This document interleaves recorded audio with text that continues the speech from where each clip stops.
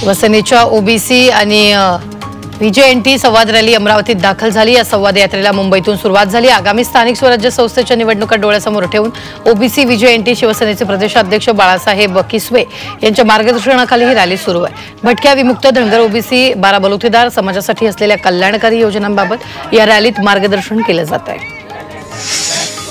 पुणे महापालिकेने खासगी रुग्णालयांविरोधात कडक भूमिका घेतली। रुग्णांशी आणि नातेवाईकांशी सौजन्याने वागण्याच्या लेखी सूचना यावेळी जारी करण्यात आलेल्या आहेत। दीनानाथ मंगेशकर रुग्णालय प्रकरणाच्या पार्श्वभूमीवर या सूचना देण्यात आल्या। गंभीर रुग्णांना तातडीने उपचार द्यावेत, मृतदेह नातेवाईकांच्या ताब्यात वेळेवर द्यावेत अशा सूचनाही या सूचनांचा समावेश त्यात करण्यात आला आहे।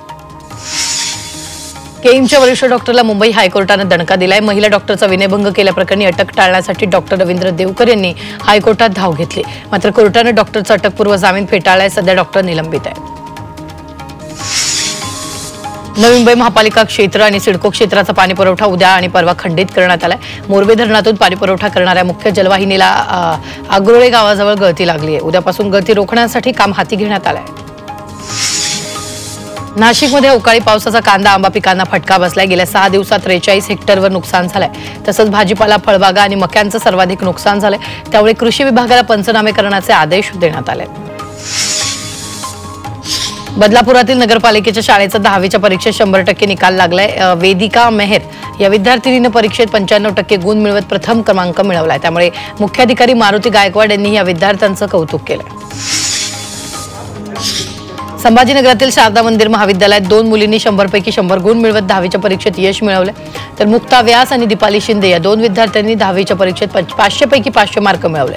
शाळेच्या मार्गदर्शनाने आणि आईवडिलांच्या आशीर्वादाने हे यश मिळालं असल्याची प्रतिक्रिया या मुलींनी दिली आहे। सांगलीत महापालिका आणि पोलीस प्रशासनाविरोधात आत्मक्लेश आंदोलन करण्यात आले। महापालिकेत 1.5 वर्षापूर्वी कोट्यवधीचा वीज बिल घोटाळा झाला होता, मात्र संबंधित दोषींवर अद्याप कारवाई केली नाहीये। त्यामुळे या दोषींवर कारवाई करण्यासाठी हे आंदोलन करण्यात आलेलं आहे। नागरिकांच्या जीवापेक्षा मनपा अधिकाऱ्यांना होर्डिंग्स धारकांची जास्त काळजी असल्याचं चित्र पाहायला मिळतंय। पिंपरी चिंचवड मनपानं होर्डिंगबाबत बदललेलं धोरण पुन्हा फिरवलंय। 15 मे ते 15 जून पर्यंतची होर्डिंग बंदी उठवून केवळ 25 मे ते 7 जून या 14 दिवसांसाठीच होर्डिंगवर बंदी घातली आहे। कल्याणमधील विजयनगर परिसरात गांजाची तस्करी केल्याप्रकरणी कारवाई करण्यात आली। या प्रकरणी एका आरोपीला अटक करण्यात आली आहे। या कारवाईत आरोपीकडून 1 किलोचा गांजा जप्त करण्यात आला आहे। नवी मुंबईतील उल्वेमध्ये लग्नाचं आमिष दाखवून एका तरुणीने तरुणाची फसवणूक केली। पहिलेच लग्न झालं असून या तरुणीने दुसऱ्याला मुलाला लग्नाचं स्वप्न दाखवलं। तसंच या तरुणाला जीवे मारण्याची धमकी देत त्याची 5.5 लाख रुपयांनी फसवणूक केली। या प्रकरणी तरुणीसह तिचा भाऊ आणि आईविरोधात गुन्हा दाखल केला। नवी मुंबईतील उल्वेमध्ये एका 15 वर्षीय मुलीवर बलात्कार केल्याप्रकरणी 20 वर्षीय तरुणाला अटक करण्यात आली। फिरायला जाण्याच्या बहाण्याने या तरुणानं मुलीला घरी नेऊन तिच्यावर बलात्कार केला। या प्रकरणी तरुणाविरोधात गुन्हा दाखल करण्यात आला आहे। पुणे शहरात आता एसी स्वच्छतागृह उभारले जाणार आहेत। प्रसाधनगृहात वायफायसह इतर आधुनिक सुविधा उपलब्ध करून देण्यासाठी पुणे महापालिकेचा प्रस्ताव तयार केला।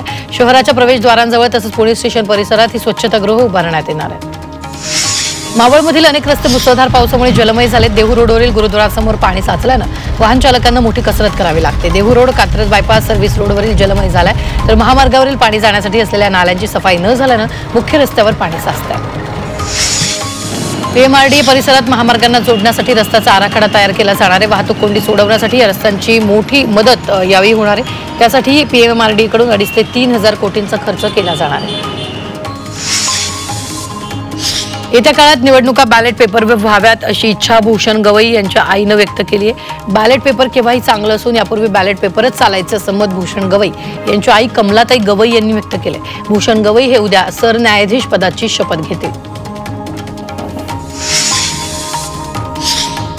तर ठाण्यातील कळवा परिसरात 60 फुटांचं झाड 4चाकी वाहनावर कोसळलं। यामुळे वाहनांचं मोठं नुकसान झालंय। सुदैवानं घटनेत कुठलीही जीवितहानी झालेली नाही। साताराच्या वाईत घरकुल लाभार्थ्यांनी जलसमाधी आंदोलन केलेलं आहे। शेकडो लाभार्थ्यांनी कृष्णा नदीत उतरून आंदोलन छेडलं। घरकुलांसाठी आवश्यक वाळू मिळत नसल्यानं नागरिकांनी आंदोलन केलं आणि या आंदोलनामुळे प्रशासनाच्या कार्यपद्धतीवर प्रश्नचिन्ह उपस्थित झालंय।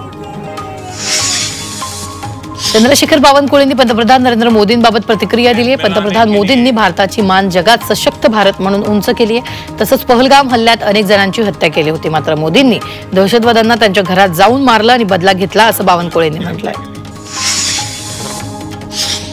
भारत आणि पाकिस्तानमधील तणावामुळे देशाला अनेक सायबर हल्ल्यांना सामोरं जावं लागतंय। महाराष्ट्र सायबर सेलनं पाकिस्तानी हॅकर्सचे 15 लाखांहून अधिक सायबर हल्ले यावेळी उधळून लावलेत। पाकिस्तानी हॅकर्सनं मुंबई विमानतळावर यंत्रणा, मुंबई महापालिका यंत्रणा, निवडणूक आयोगाची वेबसाईट यंत्रणा टार्गेट करण्याचा प्रयत्न केला आहे। एअर इंडियाकडून 8 ठिकाणची विमानसेवा रद्द करण्यात आलेली आहे। जम्मू, लेह, जोधपूर आणि अमृतसरमधील विमानसेवा रद्द केली, तर भुज, जामनगर, चंदीगड, राजकोटची विमानसेवाही रद्द केल्याची माहिती आहे। सुरक्षेच्या कारणास्तव एअर इंडियानं हा निर्णय घेतलाय। दक्षिण काश्मीरमधील शोपियानमध्ये दहशतवादी आणि सुरक्षा दलांमध्ये चकमक सुरू आहे। केल्लर भागातील जंगलात काही दहशतवादी लपल्याची माहिती पोलिसांना मिळाली होती। त्यानंतर पोलीस आणि सैन्य दलानं संयुक्त कारवाई करत या दहशतवाद्यांना घेरलेलं आहे। राज्यात किंवा देशात लवकरच मोठा बॉम्बस्फोट होणार आहे, तर यावेळी असा धमकीचा मेल करण्यात आलेला आहे। त्याचबरोबर डिझास्टर मॅनेजमेंट कंट्रोल रूमला हा मेल आलेला आहे। 3 दिवसात बॉम्बस्फोट होणार असल्याची धमकी या मेलमध्ये देण्यात आली आहे। धमकीच्या मेलमुळे पोलीस यंत्रणा सतर्क झाली आहे। देशद्रोही म्हणून अभिनेत्री राखी सावंतला गोळ्या घाला असं वक्तव्य शिवसेनेचे आमदार संजय गायकवाड यांनी केले। पहलगाम दहशतवादी हल्ल्यानंतर पाकिस्तानचा जयघोष करणारा राखी सावंतचा व्हिडिओ व्हायरल झाला होता। याबाबत आमदार संजय गायकवाड यांनी हे वक्तव्य केलेलं आहे। पहलगाम दहशतवादी हल्ल्यात सहभागी 3 दहशतवाद्यांचे पोस्टर सुरक्षा दलांकडून जारी करण्यात आले। शोपिया जिल्ह्यातील विविध भागात हे पोस्टर्स लावण्यात आले। या दहशतवाद्यांची माहिती देणाऱ्यांना 20 लाखांचं बक्षीस देण्यात येणार आहे। तसंच माहिती देणाऱ्याची ओळखही गुप्त ठेवण्यात येणार आहे।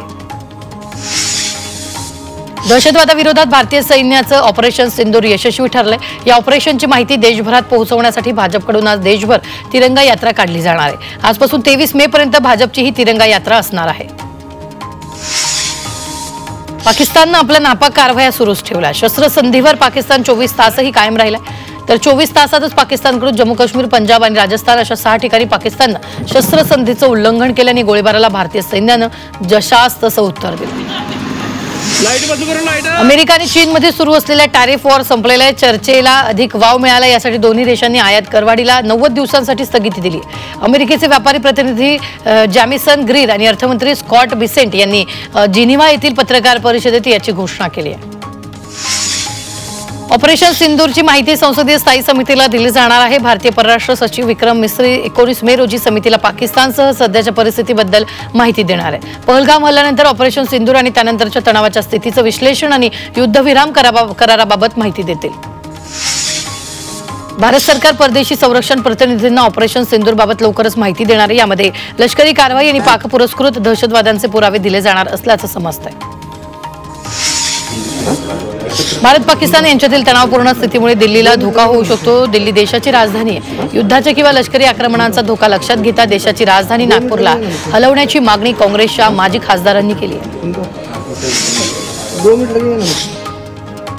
सोलापुरात मुलगा आणि आईच्या नात्याला काळीमा फासणारी घटना घडली। वडिलांच्या पेन्शनच्या पैशासाठी पोटच्या मुलानं आईच्या डोक्यात कुकर घालून जीवे मारण्याचा प्रयत्न केला। वडिलांची पेन्शन इतर भावंडांवर खर्च करत असल्यानं मुलानं आईवर हल्ला केला, तर या प्रकरणी आरोपी मुलावर गुन्हा दाखल करण्यात आलेला आहे। नवी मुंबईच्या सानपाडामध्ये नोकरानंच घरफोडीचा बनाव रचत 36 लाखांचा ऐवज चोरून नेला।